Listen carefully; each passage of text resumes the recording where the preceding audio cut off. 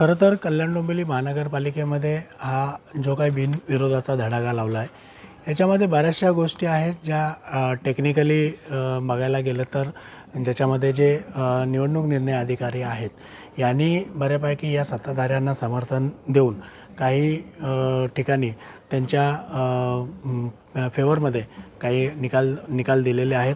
ज्यामध्ये एक फॉर्म आम्ही असा पाहतोय 26 क मध्ये, प्रभाग क्रमांक 26 क मध्ये, ज्याच्यामध्ये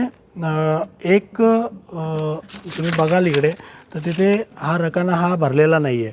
हा टेक्निकली हा जो फॉर्म आहे, हा फॉर्म वैध कसा झाला याच्यावरती प्रश्नचिन्ह उभं राहतं.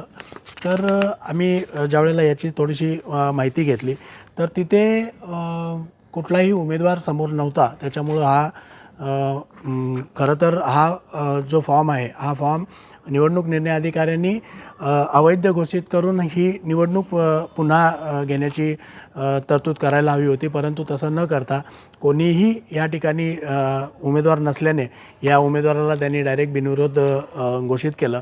अत्यंत चुकीच्या पद्धतीनं या निवडणुकीमध्ये या सत्ताधाऱ्यांनी बलाचा वापर करून ज्या काही गोष्टी सुरू आहेत, या अत्यंत निषेधार्ह आहेत. मी महाराष्ट्र नवनिर्माण सेनेतर्फे या सर्व गोष्टीचा निषेध व्यक्त करतो.